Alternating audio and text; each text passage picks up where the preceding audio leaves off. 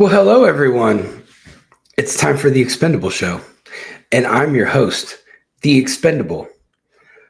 If you like my show, like, subscribe, and ding the bell. I decided maybe I should be more pleasant on the show, like just be very monotone, and maybe people won't be so offended by the things that I say, or perhaps not. But also, if you like to read, or if you can read, I know a lot of liberals just can't read. But if maybe I'll make a picture book next time so the liberals can read my book. Go get the Swiss Effect. It's available everywhere. Just so you know, it's funny because my dad's blown away by that book. He's like, everything you say in there has happened. I'm like, I know, because we have patterns. We have patterns to things. And if you sit and look long enough, you'll see them. But nobody ever wants to look at them. But they're there, the patterns. So this week, let's go to Doge. 160 billion, which is $993.79. On the debt clock, we're at 376 billion, which comes out to 3,350 that Doge has saved each taxpayer. So I keep hearing constantly, especially on my TikTok mainly, because I get, I think just on TikTok alone, I've got like 500,000 views. So I get seen by everybody on both sides of the fence. I always hear Elon's stealing all of our secret information. Colin, what's up, man? Colin said he just watched The Simpsons to see what will happen in the future. That's true. They're always right. Maybe I'll be a Simpson character someday. Hopefully not a dead one, because every time somebody dies on The Simpsons, it happens in real life. Colin will second that. But these liberals, man, they just don't ever come off of it. What has Elon stolen? I want to see one piece of information, one fact that Elon has stolen from any taxpayer. What did Elon steal? I haven't seen it. To me, he looks like he's bored now. He's like, well, I'm going to go back to Tesla and go fix that. All I hear is there, Elon, he's stealing our sensitive information and our money and our freedom and blah, blah, blah. Well, Elon hasn't done anything except be a nerd. Here, go audit this with your AI system. Okay, I will. And then I'm going to go make a rocket ship. Come on, man. You liberals on this whole Elon Musk thing are over the top ridiculous. It makes zero sense. Your argument against Elon Musk makes zero sense, other than you're just mad that the wealthiest individual on the planet sides with Donald Trump. That's it. That's what I'm saying, Colin. I tell him that all the time. Like, bro, even during the trade wars. So Colin said Elon has more money than God. He doesn't need to steal anything. That's true. That once you hit like $1 billion, money doesn't mean anything else to you. You've already bought your yacht, your airplane, your 12 houses in every paradise location on earth. You have everything you can want. Elon's had the most beautiful women. He's got 25 kids that he takes care of, I think. But I'm not seeing this theft. Like, what would a billionaire need to steal for? I mean, I know they have done it, but Elon's the richest man in the world. Like, he doesn't just have $1 billion. He has like $375 billion. What's another couple billion? He don't need it. So it's just their logic on this stuff doesn't ever add up, and I don't ever understand it. It's like the news narrative throws it out there, and then it's so anti-Trump and anti-Elon Musk that everybody believes it, no matter if it's even closely remotely true or not. I have yet to see any congressman on the Democrat side or any private individual on the liberal side provide one piece of evidence that Elon Musk has stolen anything. You know how crystal clean Elon Musk is? As soon as he hit the campaign trail with Trump, the liberals will pull every dirty stop out to find every piece of dirt, every sexual assault allegation. They'll pull them all out. You know how much dirt they found on Elon Musk? None. Not a damn thing. That tells you Elon Musk has spent his life being a nerd. And I like him. I don't care. Even if he does look at my sensitive information, I trust that he's probably the most pure-hearted person that makes over $1 billion. I'm not worried about him.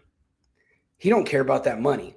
So I don't need to worry about him stealing my identity, which has no value to anyone. Makes no sense. Yeah, South African man bad. He's bad. Makes no sense. So anyway, there's my Elon Musk spiel for the day. The liberals' logic behind Elon Musk has no bearing, no fact, and has no sense.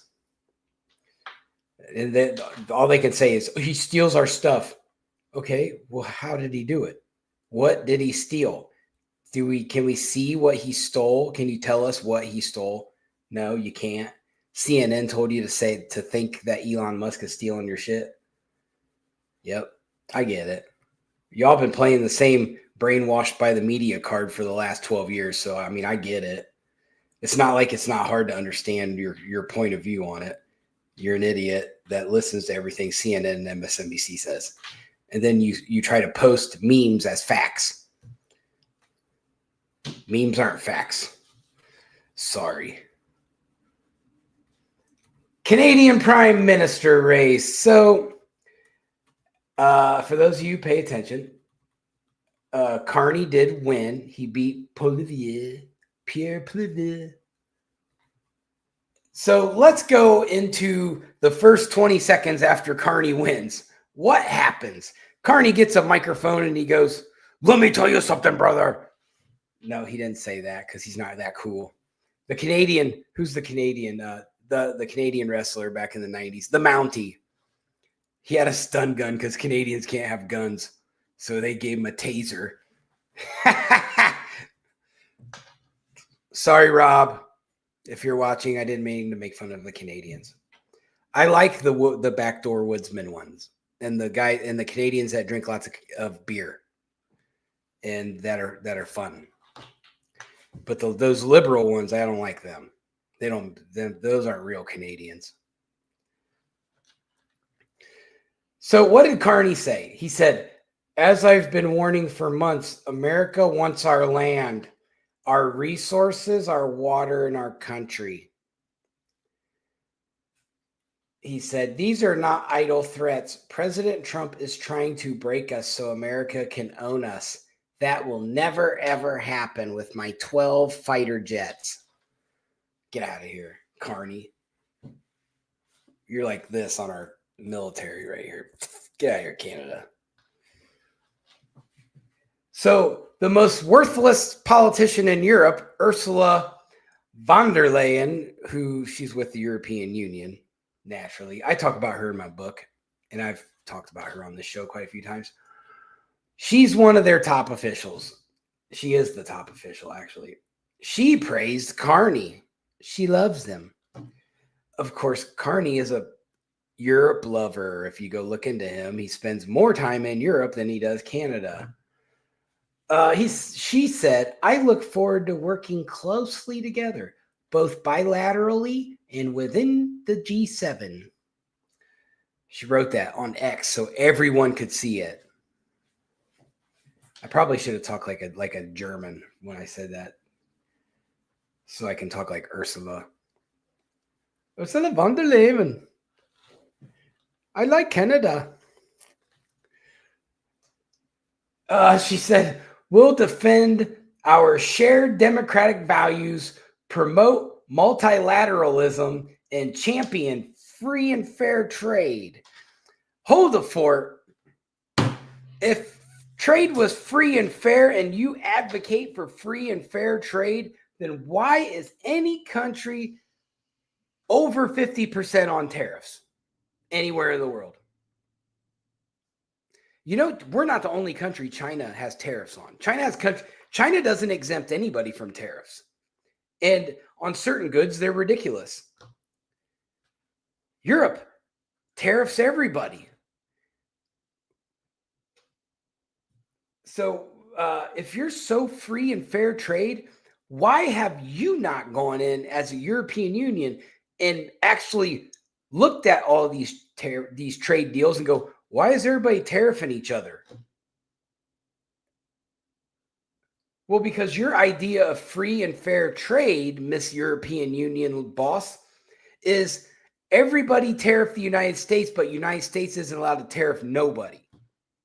That's her goal. So I don't have anything good to say about her. She's a globalist and a socialist. Go Google it. It's all there. That's how I learned about her. I realized, hey, this woman's a scumbag. So there you go. Ursula. She might be Dutch. She might be a freaky deaky Dutch. She might be related to Goldmember.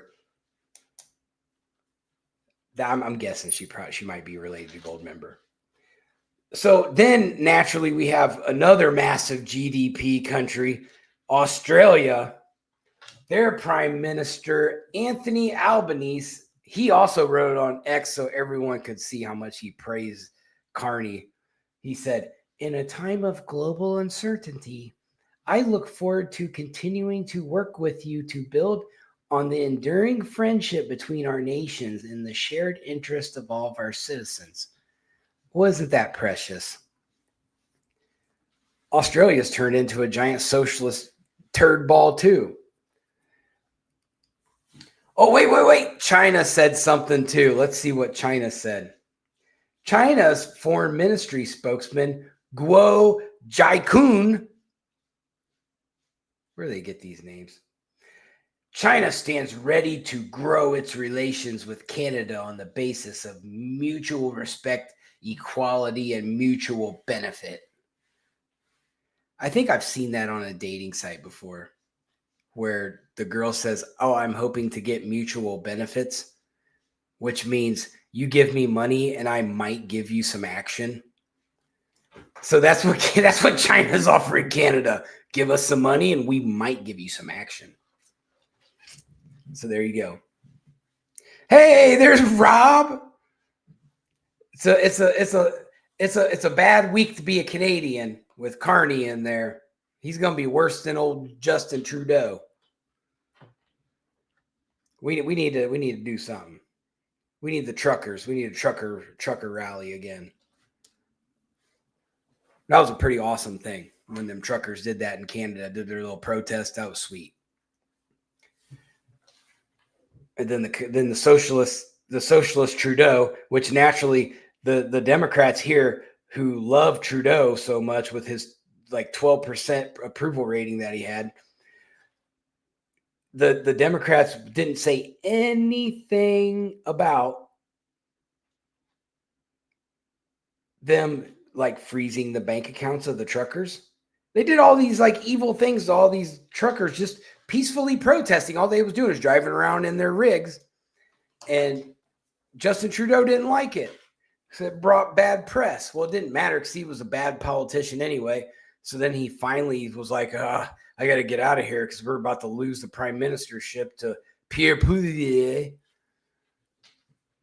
So anyway, that's what that is. Now, the price of eggs. Let's talk about eggs. So after the Biden administration's assassination of chickens, that made everything around $4.15 per dozen with Biden. His handlers didn't like that. Yeah.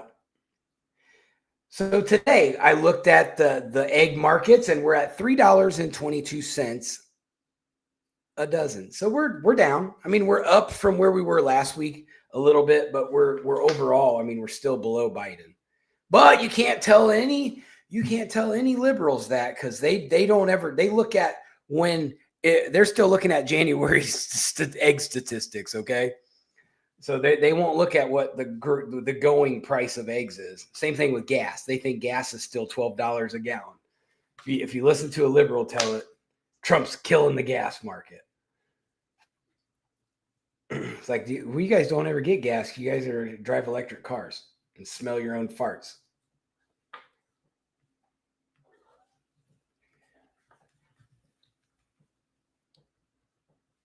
Colin, make sure you be nice to your boss when he comes back to Ohio. He's been sweating a lot. He's been a sweaty guy.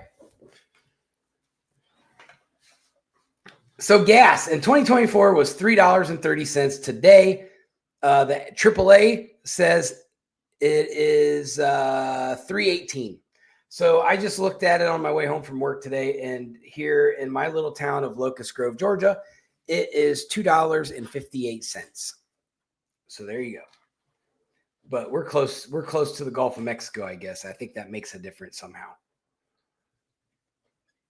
Mortgage rates. So we were right around 7% last week when we talked. So Biden held at 6.7%. Today they dropped it a little bit, so we're at 6.87. That's just a market adjustment. That's not Jerome Powell, the most complete incompetent person in the world. Rob, how you need to stop using metric. We use standard. Rob said 129.9 liters. I can't. I have to get my Google out to convert that into gallons. Colin said yep, you're right. The Gulf of America. I got to get used to saying the Gulf of America, Colin. See, my dad just said the same thing. He just sent me a text that said Gulf of America. See, I'm getting fact checked already. I just misspoke. The Gulf of America. You think Trump is going to want to turn dollars per liter? 100. That's so much thinking, Rob. I'm not prepared. I'm not prepared for the conversions. I am going to look it up what it is after I get off of here, though. So the Dow Jones. So there's been quite a bit of financial news today. So I was kind of sitting around waiting on the Dow Jones to do something. It finished 141 points up, so we're at 40,669. I was expecting some big news today, and it didn't come out today. There's a trade deal. They're not telling us who it's with, but I speculate that it's India. So I feel like with what China did today, they lifted their 125% tariffs on methane imports. That's kind of big. That means they need our gas. They need our natural gas. They need all of our natural resources. So they're caving. China's going to start caving. That's one necessity they can't go without. And they already lowered the tariffs. So that tells me that they're hurting and that there's not enough supply out there to take care of China's needs from other countries without including the United States. So that's going to be a problem, which is good for Trump because if China starts backpedaling, and I think Trump was kind of hitting around at this week that China was going to start backpedaling, and they did. So he was right there, but you're not going to see that on the liberal news that Trump, got Xi Jinping to backpedal on his tariffs. I see more coming. Xi Jinping is not going to do it all at one time. He's going to do certain marketing sectors and dial it back kind of secretly. So that way he doesn't show weakness in his country. So there's that. China's doing their thing. Now I want to talk about Trump's rally up in Michigan. So that was a pretty good thing. I wish Trump, I made a TikTok about this today. I really liked that Trump did that at the right time at the 100-day mark. So he went over, he basically did it like one of his rallies. So he covered the success of his 100 days, the lowered inflation, the lowered prices on goods, the border secured. He secured the border in like 3 weeks. the tariffs are put in place, and the big beautiful bill is ready to be passed. So Trump that rally reminded us that Trump is still popular. Trump is still very popular. And we forget that sometimes because all the media tries to downplay Trump's significance.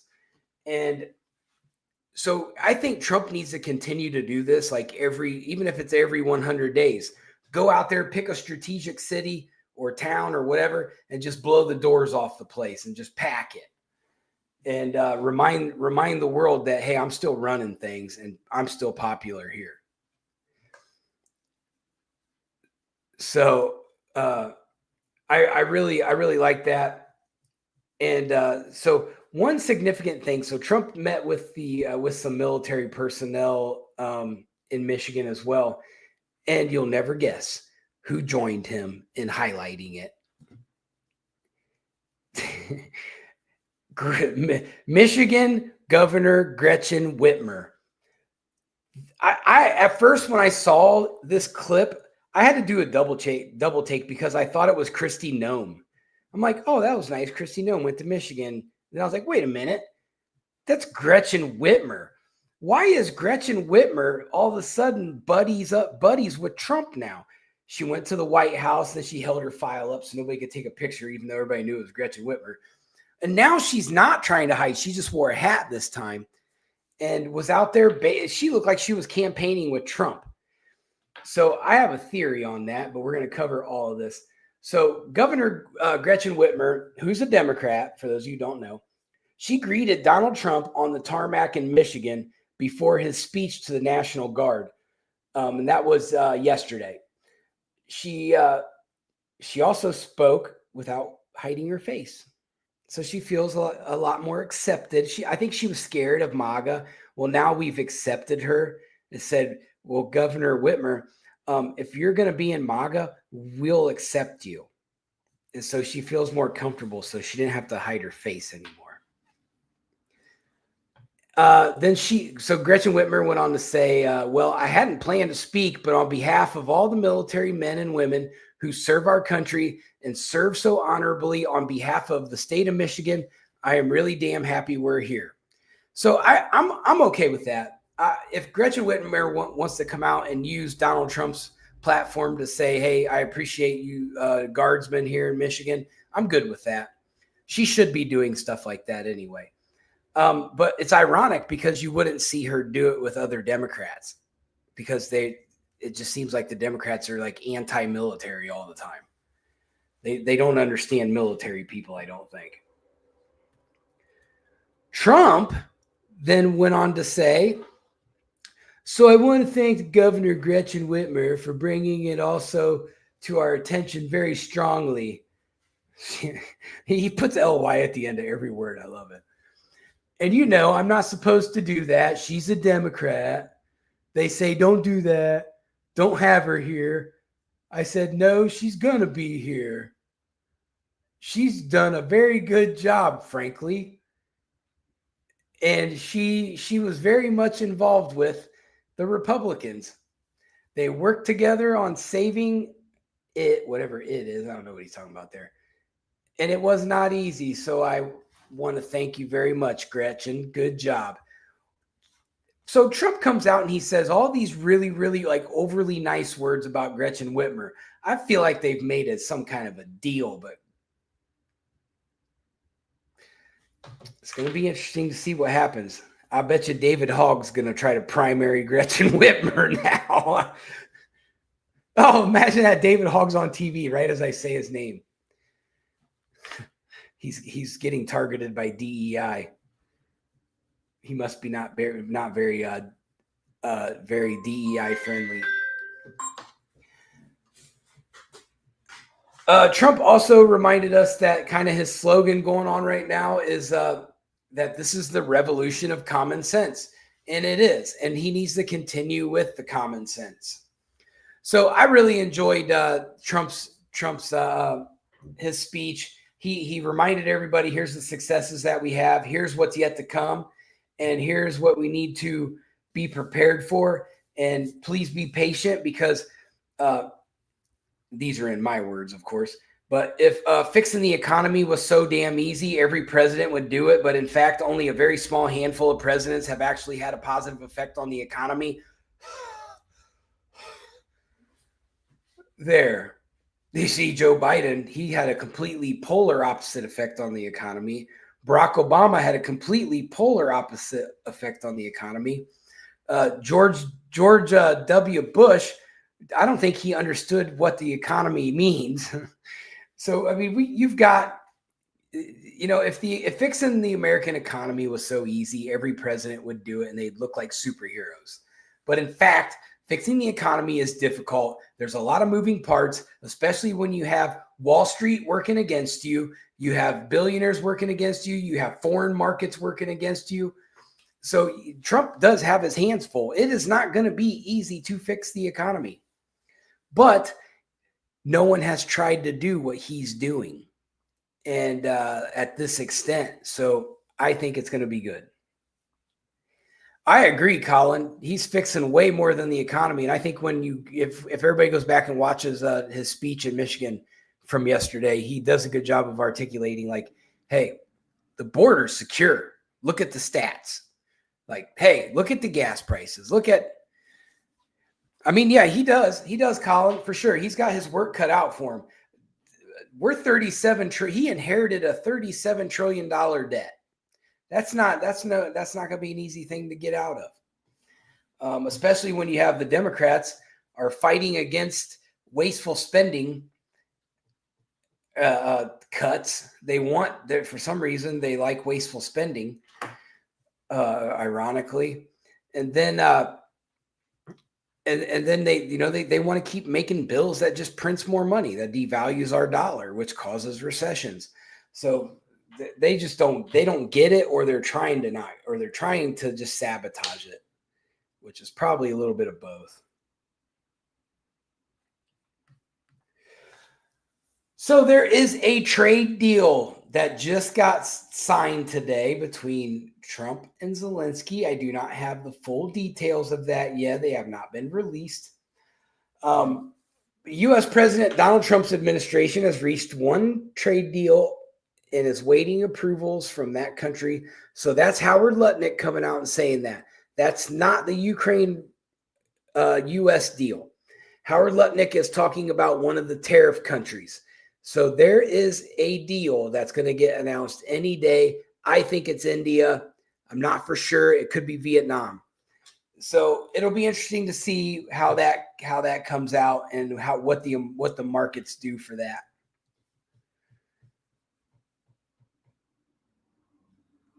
Colin said Biden fucked up this country for 4 years. Trump has done a hell of a lot of good in 100 days. Darn right he has. I've never seen a president do this much work in 4 years, let alone 100 days. So Trump wants to strike a 90-day trade. He wants to strike these trade deals within 90 days. He put that pause on last month. So I think we're almost a month into this 90 days. But he wants to start getting a deal done a day. A deal done a day. Deal done a day. So he's got everybody's negotiating trade deals right now. All his money people are working at it. And as we've seen, Trump's trade policies do have a ripple effect on the economy. So oil dropped again. My dad said it's $58 a barrel. The other day when I looked, it was 61. So there you go. Everybody's gas prices should go down again.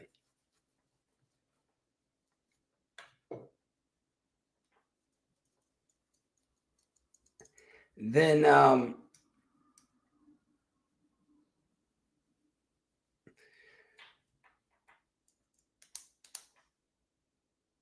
so Lutnick is, for those of you who don't know who Howard Lutnick is, he's a billionaire. And he does have some questionable ties to people. But what Lutnick is bringing to the table is he's seeing things. He's trying to look at things through Trump's eyes and through the plan, and I think he sees it. So he came out today and he said, "Look, the markets are all getting this wrong. These tariffs, all this is they're doing it wrong." He said they're looking at the initial impact. He said they need to be looking at the grand scheme of this because Trump is not adjusting the markets to have a instant impact.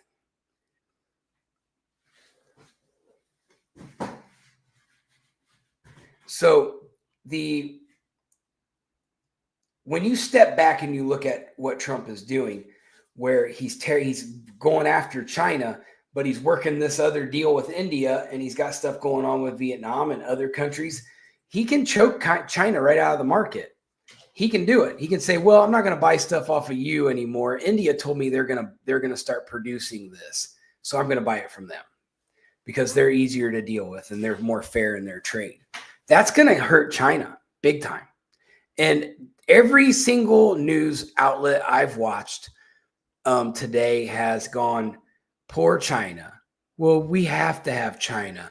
No, we don't have to have China. There's other countries that make stuff. China's not the only country that makes goods.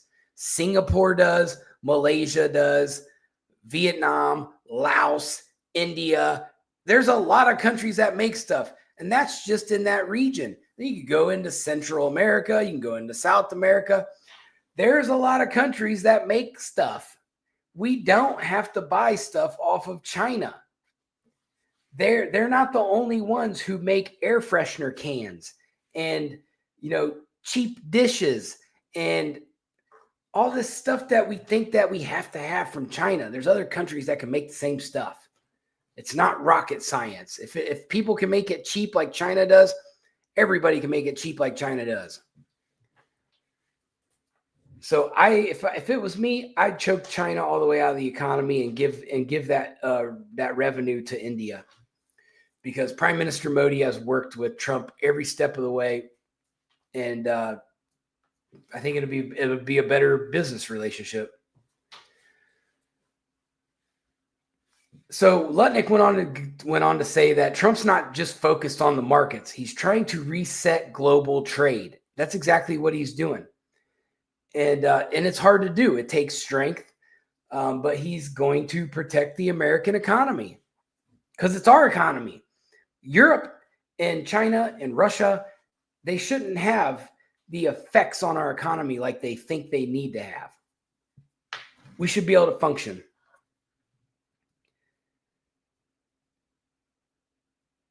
Yep, I can't say that one, Colin. I'm definitely getting canceled for that one. I'm gonna leave that to the comment crew.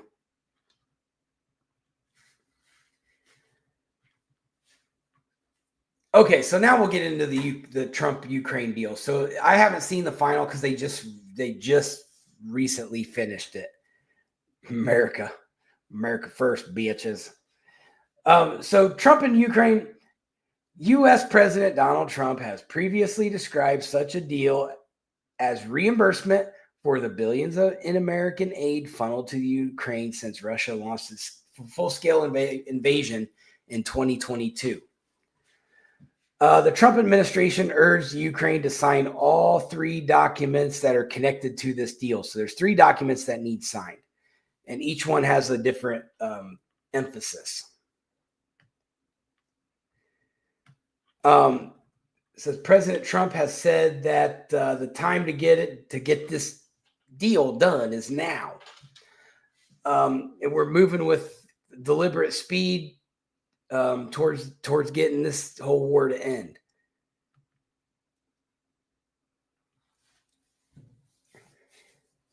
And then they want lasting peace in the Ukraine. So they want it to end. They want it to be lasting. Dang, they just found another protection order from somebody else against Abrigo Garcia.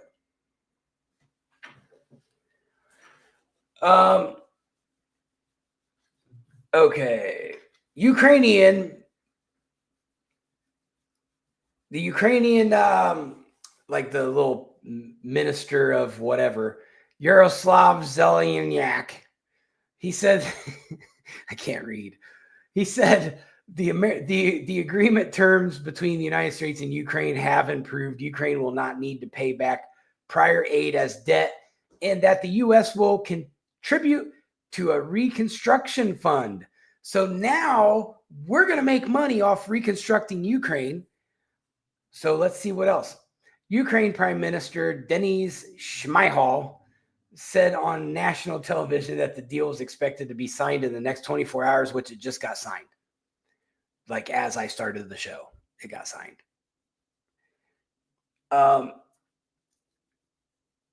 The same guy, Denis Shmyhal, he said, we're planning to sign the deal today.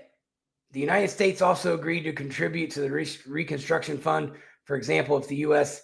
gives Ukraine air defense systems, their money can be considered as a contribution to the fund. So what is happening? What is happening is Russia is being dicks. They keep blowing stuff up. Trump keeps asking them to stop blowing stuff up, so that way he can work this peace deal without things getting blown up.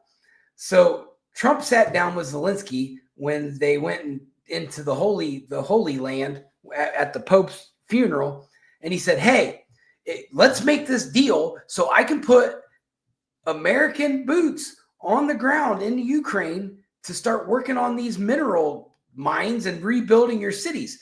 Russia will not fire on you with American troops, because that's going to start a whole bag of worms that they don't want. It's very simple to see what the strategy is here. I don't understand why a lot of people don't understand this, but Trump is smarter than everybody. And when you actually look at what it's, you stop paying attention to what he says and look at what he does. That's why all these liberals get caught up on. Did you see what Trump said? He's so racist and he's a misogynistic pig. Well, what is he doing?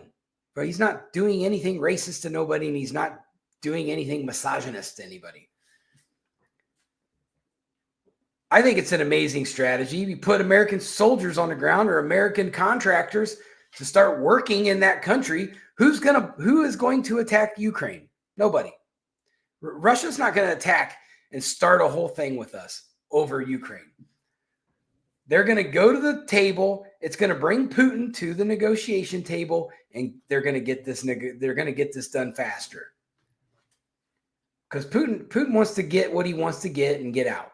He wants the eastern part of the Ukraine, and he wants to keep the Crimean Peninsula. That's it. And he's already got the Crimean Peninsula, so all he really wants is that eastern strip of the Ukraine. Right.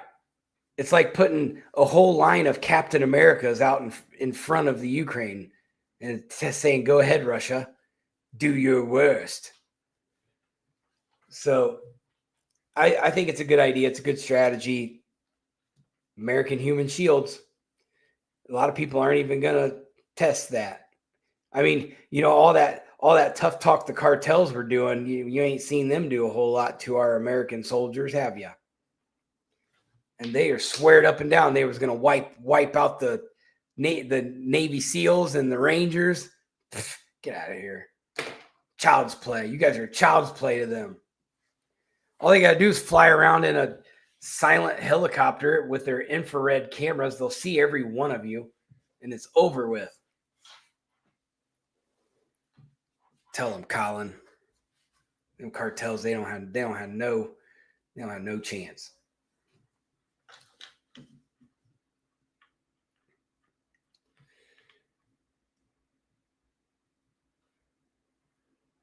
So that's pretty much going to be our show for the day. There's a lot of negotiation getting done in Washington. Like, we're going to start seeing these deals from the tariffs come out left and right here in the next couple weeks. Colin said the cartels are gangsters until it's time to do gangster shit. Then they go hide.